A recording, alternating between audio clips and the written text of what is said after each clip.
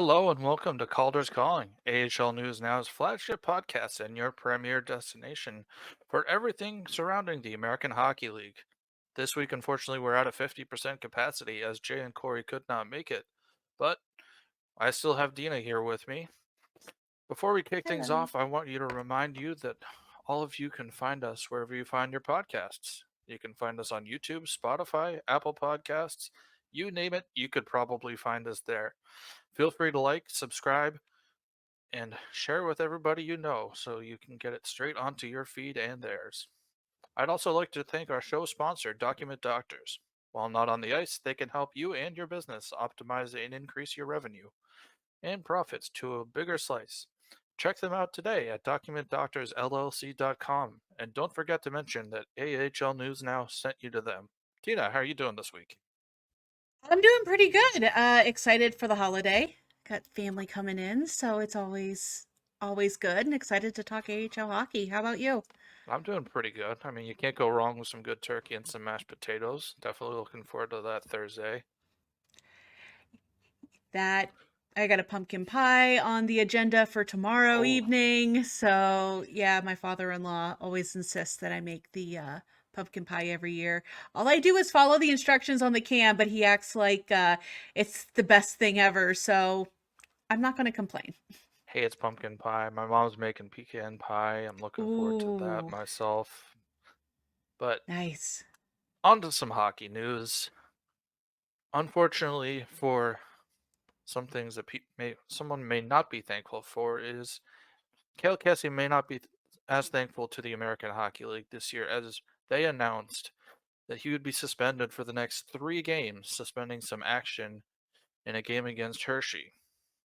Kessy will be missing on Wednesday's game on November 22nd at Milwaukee, and Saturday, November 25th, and Sunday, November 26th at Hershey. So, some unfortunate news for Kessy for sure. Yeah, and if you're on YouTube, I'm actually going to back this video up just a little bit, but you can, whenever the camera pans back over into the Rockford defending zone, you can kind of see this unfold where Kale Kessy comes together. You know, there's that little bit up by the goaltender there. A couple players come together. Here comes Kessy and just, Oh, yeah, and then not it just pretty. develops into a huge fight, and you can see right there the Rockford player is not wanting to be a part of this. I won't show him after, or the Rockford player after the fight, because he was very visibly shooken up. But yeah, it just, so originally Kale Kessy was called at 4:47 of the second for a 5-minute fighting major. Yeah, 5 minutes for fighting, and then a game misconduct for aggressor, 10 minutes.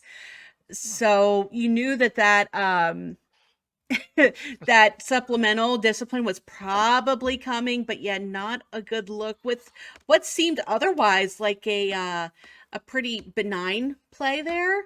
But whenever I was listening to the broadcast, it did sound like, those players were kind of on each other the game before. So it was just kind of a cumulative response between It, Jalen Lipin and Kale Kessy. Now, if you saw the video on YouTube, you can definitely attest to what I'm going to say next. It did look a bit like the Sean Thornton and Brooks Orpik kind of play a few years back, where he punched Orpik while he was down and knocked him out, and it was that. I remember I was at that game between the Bruins and the Penguins. It was not a pretty sight to see. I think that was probably before my very major hockey fandom kicked in. I am very late to the hockey picture. Hey, it's better late than never. I Exactly. didn't I didn't start until 2010. If it makes you feel any better, and that was when the Bruins hosted the Winter Classic for the first time. So I guess I started as a bandwagon fan. I guess That was your first game? that was my first game that I really said, okay, I like hockey. Wow. I mean, that's a heck of a game to go to. Well, I didn't go to it. I wish I Oh, did. you wish you I did. watched it. Oh, sorry, I only caught like part of that because I was pulling up. a clip for our next little quick hit here. And of course, when that came up, the audio came up. So I had you overlaid with that. And it's like, oh no. So I missed the wish part. So what's this happier clip that you're talking about? It's got to be something good. Oh, it's absolutely good. It is AHL history good. If you didn't Oh, already see it, but this past Friday, goaltender Alex Nedeljkovic, and let me pull this clip up because you have to see it. Excuse the fact it's a little blurry. Unfortunately, the cameras in Providence weren't the highest quality, but take a look here as Alex Nedeljkovic, again, making AHL history after his second career goal last Friday. Just whips it all the way across the ice. And look at the celly. I mean that's The a great bow and goal. arrow First off, celly. Yeah, but he is the first netminder in American Hockey League history to score more than one goal in their career. The funny part about this is he was down with Wilkes-Barre Scranton literally for one game. It was a one game conditioning loan, and then he goes, not only wins the game, but gets his team a goalie goal. I think the only thing that would have made it better is if it was actually in Wilkes-Barre. sometimes you only need just that one game to get yourself back on track. And you know that was also the third goalie goal that the Wilkes-Barre broadcaster has broadcasted himself as well. Tristan Jar Impressive. Tristan Jarry against Springfield, Alex Nedeljkovic on Saturday, and Joel Hofer in the playoffs against Wilkes-Barre. Man, Nick Hart is just going to be the expert at goalie goal calls. He should be at this point. Okay, so we need to bring him on and ask him which of those three was the best. That is definitely a good question. I need to know the answer to that. Okay, we will write that down. We'll have to get him on the show. Perfect. And on another happy note, you have something here about a point streak? Yeah, so Alex Steeves of the Toronto Marlies, very highly touted prospect of the Maple Leafs, is currently on a league leading season record for the longest point streak in the American Hockey League.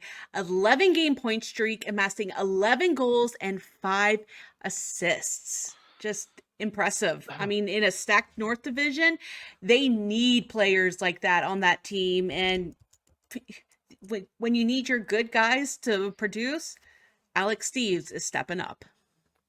I mean, you talk about. I was talking to Ryan Smith over the weekend, the broadcaster of the Thunderbirds, about how he doesn't understand why Adam Gaudette hasn't been called up yet to St. Louis. How has he not been called up yet with that kind of a streak? Good question. I mean, the only thing, one thing I'm really hoping for, and I'm seeing this across multiple organizations where people are saying, why don't they bring up this wonderful prospect? You know, they're tearing it up in the AHL. And especially right now, I'm going to stick with the North Division because that's what I know best, Of because I course. cover the Cleveland Monsters. But at this point, the difference between first place Cleveland and fourth place Rochester and Toronto and Syracuse are in the middle. You know, Cleveland's got a 6.79 points percentage. The next three teams have a 6.43. There is 1 point separating first place and fourth place. So maybe these organizations are deciding it's better for the development of these players to stay down, find their groove, find their happy place, sort of, in terms of confidence. Let these teams try to run for something big, get them used to a winning environment, and then call them up, maybe in a season or so. But Alex Steeves has been around for a little bit, at least a couple seasons. I don't know exactly how long. Um, yeah, that's the only thing I can think of is at least Toronto's being smart with it. That does seem logical. It could be his age as well. 23 years old. Maybe just needs a little bit more time, but he does have some NHL experience, so I I guess we'll just stay puzzled. Yeah, so this is his 3rd season. Um, yeah, he averages, pretty close to a point per game each season. In the 2023 Calder Cup playoffs, he had 5 points in 7 games. I'm not sure how much longer he will be a Marley, though, but you would think at some point he would be the first of the next men up, right? I would say so. I mean, it could also be a case of just depth at the NHL level as well, Yeah. which I've thought about. It's just there's no one for him to take the place of. But Yeah. again, that's what I said about St. Louis, and Ryan brought up the point to me, and he said, "Well, do you really think that Sammy Blais is an upgrade over Adam Gaudette?" And I said, "Well, that's a good point." And you think about this too, and you think, okay, well, is Tyler Bertuzzi really a good substitute for Alex Steeves? And frankly, the way this season has gone, I would say no. I don't think he is. And there's so I mean, some people love to talk about the intangibles, some people don't like to talk about the intangibles, but you also have to think about what the player's specific role is on the team. And yeah, that's the one part of hockey that I'll never quite fully understand. That is a good point. You have someone who might be good on the power play, someone who might not be good, but I, we shall see. That's all I'm gonna say. Yeah. And then I guess while we're still here in the North Division, just a real quick update on Laval Rocket forward Lias Anderson. The Rocket are going to be without his services for the next 6 to 8 Oh, weeks with a lower body injury. So all the best to Lias. Hopefully he gets better much sooner than that 6 to 8 weeks. But yeah, just not bad Laval loss. Laval just can't catch a break this year, can they? No, no. I'm I'm praying for that team, not just him, but that team as a whole. They need something to go their way this season. I'm telling you. Yeah, and to lose, a veteran, a guy that's been around the league since the 2017-2018 season with Hartford. He's like I said, he's been around. He's spent time in the NHL. He's a good glue piece, but again, 6 to 8 weeks, next man up in Laval. Fingers crossed for them. Mm-hmm. I guess we can talk about a happier note or something different here. The East and the West are two very, very different conferences this year. The East is the top, has the most players at the top of the leaders in goals, four in the top five in assists, the top three in shooting percentage, and plus minus, and top three in points. Meanwhile, the West is at the top of the list in penalty minutes and major penalties. They also have the advantage in net with the top netminder with wins, minutes played, saves, and save percentage. They're all out in the West. The West also almost runs the board with the top power play and home penalty killing percentage. Now, while we're on the topic of the Western Conference specialties, shots aren't as much of a concern for the Abbotsford Canucks specifically and the Calgary Wranglers, who are combined 15 wins, 3 losses, 1 overtime loss, while they're being outshot by their opponents. And Calgary even has 9 of those wins just by themselves. I mean, just talk about black and white here, Deana. Yeah, the whole, the Eastern Conference is home of the, higher. I don't want to say that the Eastern Conference teams are hired skill, but that's what the stats are kind of, at least they're more successful with the scoring out in the East, whereas at the West, they may have better defenders, better goalies, but the grit definitely seems to lay in the West. I mean, I'm just looking at the stats here. In penalty minutes, Kale Kessy, speak of, the Iowa Wild player. He leads the league in penalty minutes, 59 through 12 games. Then you have Garrett Wilson in Lehigh Valley, though. He's 56. But the next two are out in the West. Mason Geertsen in Henderson, 15 games, 52 minutes. And, then you got a player from Milwaukee, 13 games, 46 minutes. Major penalties, same names again. Kale Kessy, Mason Geertsen. Then you have Keaton Middleton out in Colorado with 5 majors and then 4 majors, respectively, for the last 2. And then, rounding them out, Travis Howe, San Diego, with 4 majors as well. So it's just very interesting to see stats-wise the tale of the 2 conferences, as I'm going to be calling it. You have to wonder, though, if that has anything to do with discipline. That's what I wonder, if it has Could to do be. with anything with the coaching. Is maybe the coaching in the East says, go for the net, don't go for the player. Or go for the puck, don't go for his skates. Or they just take too many costly penalties, but that could also just be causation and correlation here. It very well could be, but I just find it interesting that in the top, so the top 6 point getters so far through the league, everybody is in the East except for 2 players from the Texas Stars. That almost is making me think, well, this is definitely a coaching thing because they have the same coach. Well, obviously, if they're with the same team, it's the same coach. I hope But so. but Neil Graham coaching those players, and I actually got to talk to him last season, and he is just really high on development of the players and just putting players in the right situations to make them and the team succeed. And that is evident right there whenever they're sharing a top list with guys like Adam Gaudette, Alex Steeves, Johnny Brodzinski, Joshua Waugh out in Laval. I mean, Johnny Brodzinski, they're lucky they're on that list with him. I mean, or moreover, Johnny Brodzinski is lucky to share it with them. He shouldn't be in the AHL, with all respect to Johnny Brodzinski. But yeah, through 13 games played, he's got 18 points. He's 2 away from the top spot. He's having a crazy year, I'm telling He is. him too.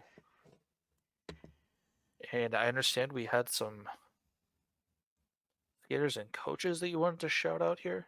Some milestones? Yes.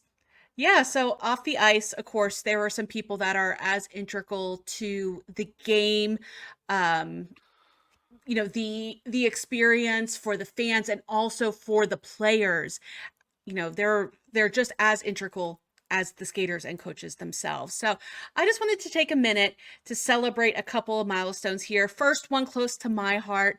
Last Thursday, Cleveland PA announcer Jasen Sokol worked his 200th game. Now, honestly, Jasen is a gem amongst the shiniest diamonds, and he makes a super excitable Cleveland crowd even more electric night in and night out over the course of the last few seasons. Even when, capacity was diminished and the team wasn't doing as well, he still kept the crowd all riled up. He was excited, you could just tell in his voice, he's just so happy to be there. He loves doing that job. And I must say, he treats us in the media very well. I think it was last season that there was this trend going around the Columbus Blue Jackets with Fun Dip. And it started to trickle down into Cleveland. And one day he brought Fun Dip and sent a few packs of it up to us in press row, just so we could partake in it as well. Jasen, you're wonderful. Congratulations on 200 games. Looking forward to the next 200 along with you. And then on Friday, Belleville's head equipment manager, Matt Mitchell, worked his 2,000th 300th game in the American Hockey League. Per the team, he has served them since day won and honestly is a true fabric of that franchise. So congratulations to Matt Mitchell. I could not imagine 2,300 games. That's wow. I I would be impressed if I personally made it to 100. I Yeah, don't even know if I've gotten that far, but I mean, that's such a rough job too. It's very demanding. and like you were mentioning last, you said he was equipment manager, correct? Yeah. Head equipment manager. You were talking about how impressed you are with them keeping track of the sticks last week. I mean, huh, To just do it doing the math 2,300 in my head, times. 2,300 games, roughly 72 games a season, give or take 10. That's pushing 24 years in the business, and Since hats off to day you, sir. one. Yes, Yeah. absolutely. Thank you for all you do for your team for sure. And speaking of Ossified's contributions, wanted to give a shout out to Chris Terry. Started a new program called Chris's All Stars. Program is open to those living with ALS and their families. Through the program, these families are invited to attend a Wolves home game throughout the season, and you can nominate on the Wolves website. We'll also include a link after the show so you can contribute to it as well.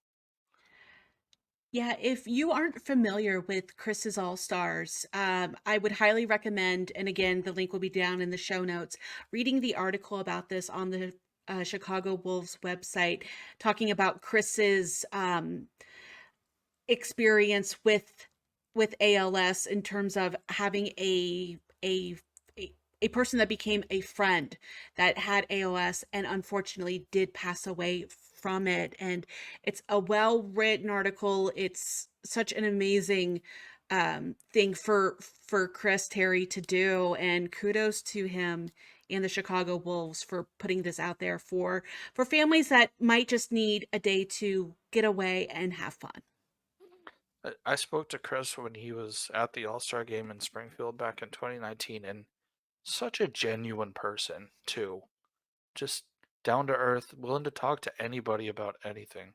And of course, I was just a young 20 something kid at the time, and we just talked hockey for 15 minutes. Even though it Nice. was his All Star weekend, he took the time to just sit around and talk. Some hockey players are the absolute best. Oh, no. And we know one that we did talk to that is absolutely the best from a few weeks ago. And I think you know who I'm Yeah. talking about. Yeah. Yeah.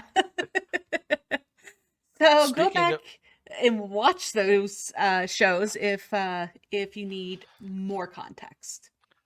in case you missed it, it was 2 weeks ago, and it was somebody from Deana's team. That's all I'm going to give you on hints. The rest you can figure out by yourself because we'd like you to listen. And he's back with the monsters again. Yay! But also, congrats on getting called up. Yes. He should have gotten a longer look, but I digress. I might just need to put that into an article. I look forward to reading it. Now, speaking of stars and star players and such, we'll get into our 3 stars of the week now. My star for this week is in honor of Hockey Fights Cancer Month, and I'm not I'm not going to be talking a player. I'm going to be talking about Alma Lindqvist, who I know you're probably asking me who's that. Alma Lindqvist is Oscar Lindblom's now fiance. Without her, he probably would not have ever played hockey again. Back in 2019, Lindblom had a mass on his ribs, which he, of course, being the macho hockey player he is, said, "Oh, it's probably just some bumps and bruises. I'm not worried about it." But she said, "No, you need to get it looked at by a doctor." So when he went to have it looked at by a doctor, turns out that he was diagnosed with Ewing sarcoma. It's a cancer that's found in only 200 to 250 people annually. During that season, she supported him. He went through chemotherapy and eventually returned for the Philadelphia Flyers and ended up playing in the 2020 Stanley Cup playoffs. Eventually, they bought out his contract, and he's since been with the San Jose Sharks organization. Now, unfortunately, he's on IR at the moment, but he's rehabbing from his all of his various injuries, coming back from chemo, and trying to become the hockey player that he was. But my star this week is his fiance because without her, he probably would not still be playing hockey and may not even still be alive today. As someone who battled cancer herself, there is uh, no greater asset to your fight than having someone to advocate for you, to push you to um, get checked out, whether that's yourself, a partner, a friend, a family member. I'll give her all the stars, honestly. All the stars from here on out. And also, you have to, you know, tip your hat, tap your stick, whatever, to Oscar as well for listening and taking action Mm. on it. Um, yeah, that's really all I'm going to say before I get too emotional, because it's obviously a topic that hits very, very close to home for me. And I guess stars to you, or stick taps to you for beating it as well. Thank you, thank you. All credit goes to my oncology team, honestly. So I will go with my star. So actually, we're going to have two stars of the week since there's only two of us here, which I guess makes this a little bit extra special. But I am going to give my star to Colton Dock. Now, I don't think many players had as big of a weekend as rookie Colton Dock. Friday on November 17th, he notched his first professional goal and a 5-4 loss at the hands of the Milwaukee Admirals and Troy Grosenick. Then, as you're watching, if you are tuning into us on YouTube, he notched his first professional hat trick the very next game while clocking 7 shots plus the game-winning shootout tally, the day after against Zane McIntyre and the Iowa Wild. So 4 goals and 2+ games plus a beauty of a shootout winner.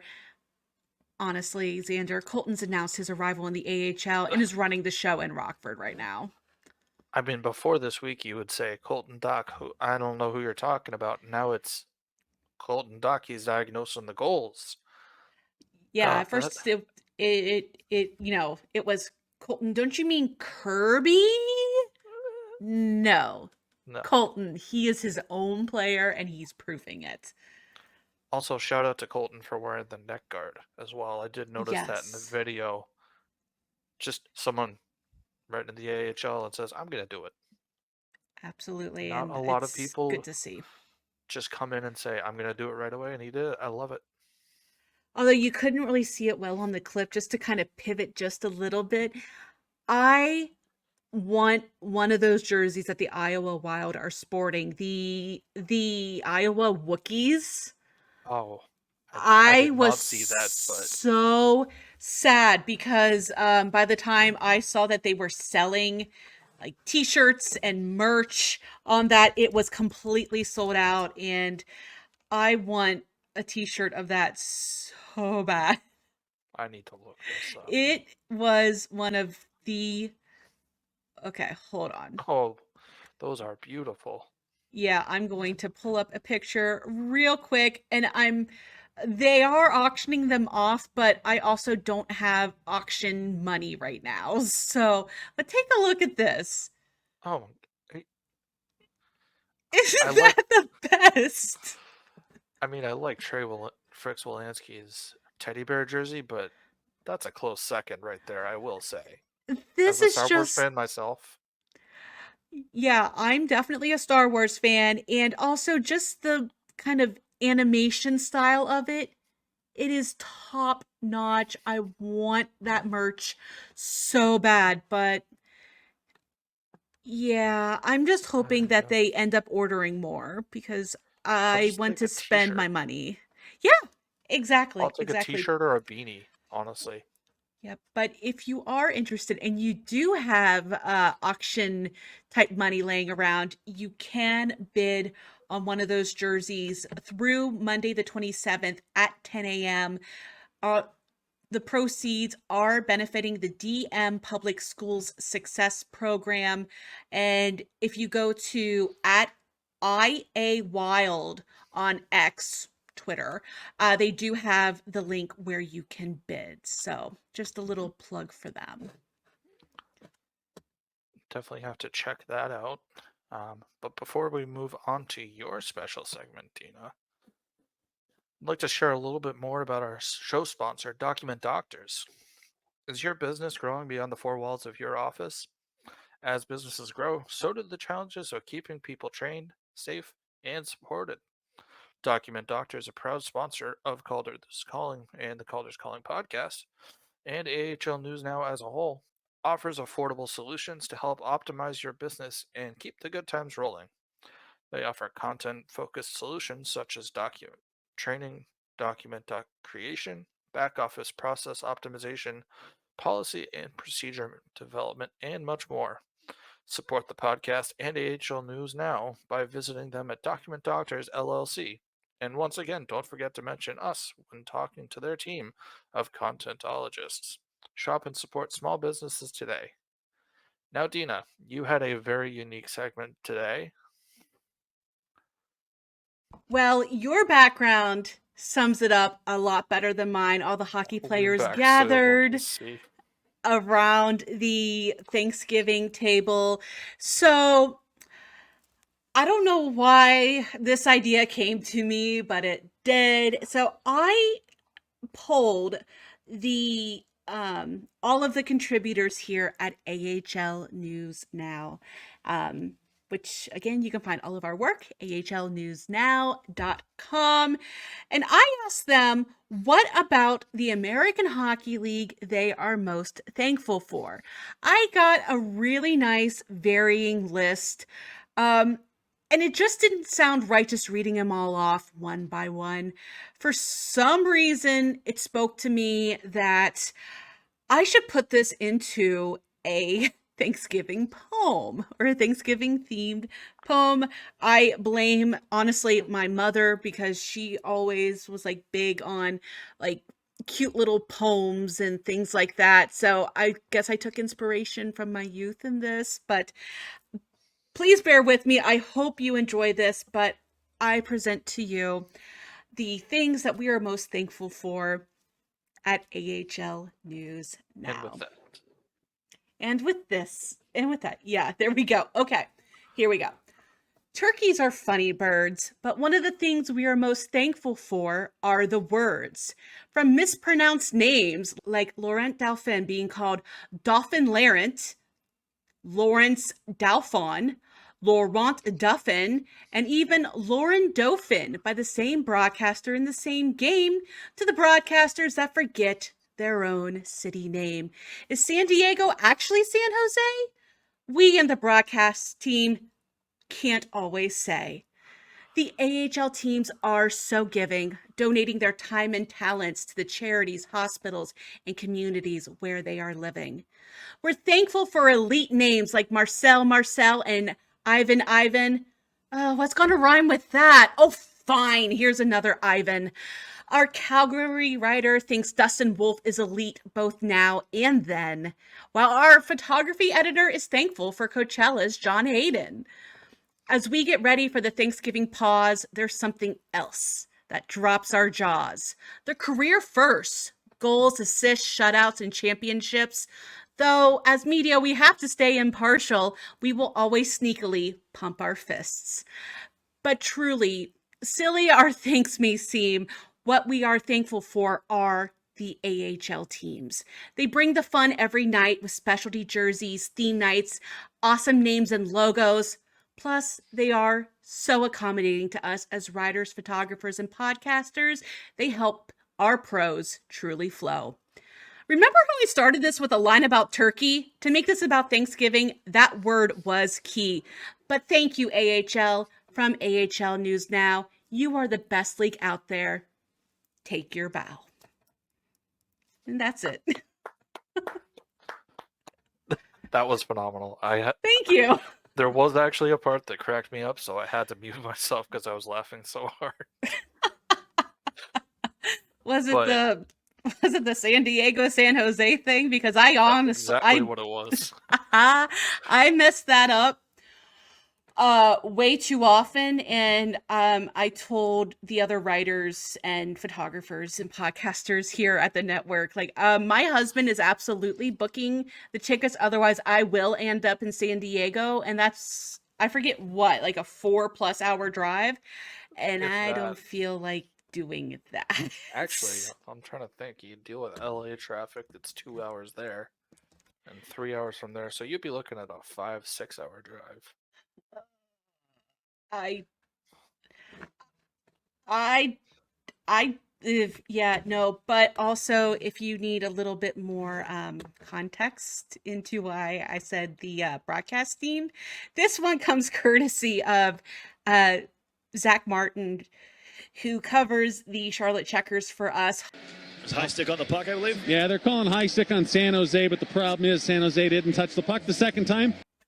I just felt so validated in that moment that I'm not the only one that messes up San Diego and San Jose. I felt I so don't validated.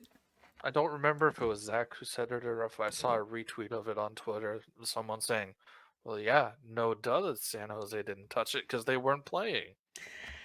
Yeah, I think that might have been me in our Discord, but yeah, thank you, San Diego broadcast team. See, I have to pause for making me feel so validated that I'm not the only one who does that. It shouldn't be their own broadcast team though, but the It everybody has. Oh gosh, I'm gonna go into like an old Hannah Montana song. Everybody has those days. Everybody makes mistakes. the I way I need a remember, couple days off. I think we all do. Yeah. The way I remembered, maybe this helps. San Diego is by the bay. Bays have gulls. San Jose is near the ocean. The ocean has barracudas. The ocean doesn't have gulls. Well, it does, but I associate it with barracudas as opposed to Okay, the okay, gulls. fair, fair. Good I don't old know. gulls by the bay gulls. There we go. And moving on to our next segment, I'd like to talk about the Eastern Conference. So we talked about it a little bit earlier, but right now, as of this recording, that there's just something absolutely nuts going on in the East, and you can attest to this as well, Tina. There is a five-way tie for fourth place in terms of points. I don't know what it is in terms of tiebreakers, but five teams have the same amount of points for fourth place in the Eastern Conference. And then, if Lehigh Valley beats Toronto tonight, it will become a six-way tie for fourth place. And the one team out of that mix, of course, for me, is my team, Springfield. The one team out of that entire mix that has nothing to do with this would be Springfield. But Springfield plays tomorrow, Wednesday. And if they beat Bridgeport tomorrow, they are part of that six-way tie, and it becomes a seven-way tie for fourth place. I mean, you want to talk about a logjam, and we talked about it earlier in the season. We talked about it last week a little bit, I believe, where one win can either put you all the way from last place to in the playoffs, or one loss can take you way out of the playoff picture. I mean, look Mm-hmm. at Cleveland for you. Yep. They were in the one final spot to make the playoffs going into last night's game against Charlotte. What do? They take the, what, 700-mile plane ride down to Charlotte, down to Bojangles Coliseum and say, we're going to win. And they did just that, and now they're the third seed. I mean, I I just have one question for you. What in the heck is going on with the East this year? And we kind of alluded to it earlier, that scoring prowess. It's just, it's fantastic. Luckily for all these teams, though, I think it's in the East. It's going to work out to more people's or more teams' advantage that they seed per division. Mhm. But yeah, it's kind of crazy. But speaking of tie breaking, just so everyone's kind of familiar, do you want the tie breaking rules between 2 teams or 3 or more? I think 3 or more is most relevant here. Sure, why not? Okay, so between 3 or more teams, so this is the tie breaking procedures as used in the event of a tie in the standings, regardless of division. So, okay, so among 3 or more teams, it goes in order of games won in regulation, excluding overtime and shootouts, then games won in regulation or overtime, excluding shootouts, Ugh. then games won in any manner, then points percentage in a combined season series, then goal differential in combined season series, and then finally intra-conference points percentage. So What? That's I think that still puts at least a 2 or 3-way tie though. We would have to sit down and do the math, which thankfully we don't have to do until much closer to the end of the No. season. But I think if the season ended tonight, it would still put at least a 2 or 3-way tie for that number 4 seed. Oh, really? Interesting. I wanna It's say it would, but I could be wrong. I glanced there's at it. there's an article for you to sit down and deep dive this, but Yeah, if I have time um over the holiday. On- true. I will say, on a happier note, though, Laval is not the only one in last place anymore in the East. As who would have guessed it? Bridgeport joined them.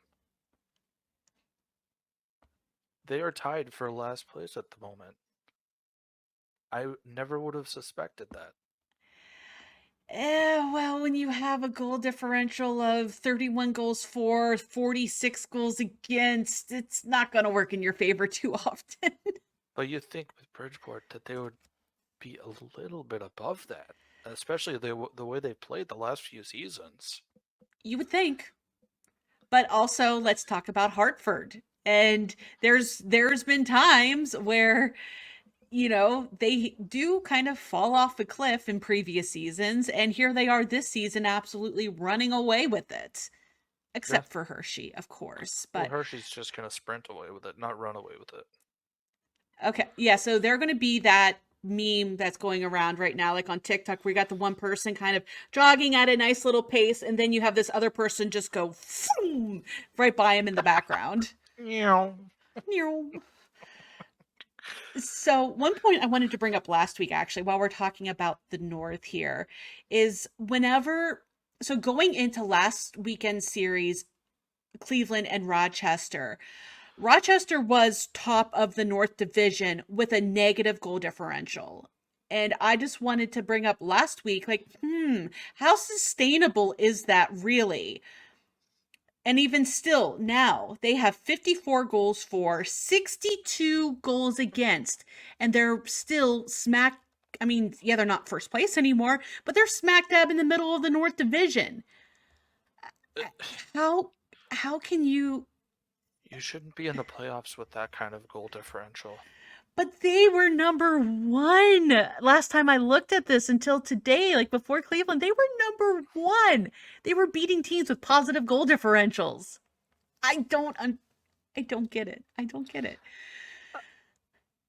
It blows my mind too. And then I think I was looking at the goal differential between Springfield and some other teams. It was just a matter of like 1 or 2 goals too. If we get into that tiebreaker situation for that 6-way tie. Yeah, so to kind of prove my point here, Wilkes-Barre Scranton, 3rd in the Atlantic Division. They have a -2 goal differential. 40 goals for, 42 goals against. Charlotte, who's right behind them in 4th place in the Atlantic, has a positive goal differential. 41 for, 37 against. Make this make sense. Why are Wilkes-Barre winning more games than Charlotte? Oh, and then there's Springfield with, what was it, 45 and 44?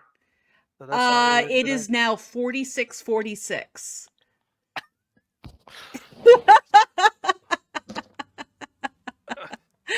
You know what I'm grateful 46 for all the this way around. Thanksgiving? The mess. That's what I'm grateful for. For the what?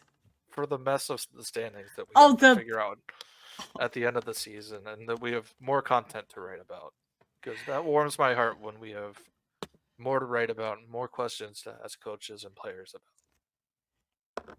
yeah, and then I'm just looking out at the West now, and it's just as messy over there in some aspects.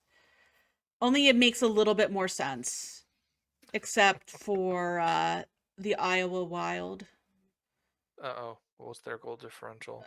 Okay, so they're in third place in the Central Division. Okay. 34 goals for, 45 goals against. The team below them, the Milwaukee Admirals, have a +1 goal differential. I'm done. I'm done. Like I you're just that feel like they're a team where they're getting either blown out or they're blowing out teams. I yeah, guess that's the only logic I can arrive at is you either are horrible one night or the other team is horrible the next night. yeah, it screams whenever you win a lot of close games, but whenever you lose, you really lose. I guess that's what it is. Possibly. Well, that will do it for this week's edition of Calder's Calling. If you'd like to check out any of our written content on the AHL, please check us out online at ahlnewsnow.com. You can also follow us on Twitter at ahlnewsnow. Please also subscribe and rate our podcast wherever you found us. Please share it with your friends, families, coworkers, neighbors, people that you talk to on the street, postal workers, whoever you think would like some AHL content. Please share it. We'd love to share this all around the world. Finally, we'd also like to extend a final thank you to our sponsor, Document Doctors. And until next week, we hope your team wins. Happy Thanksgiving. Talk to you next week. Happy Thanksgiving.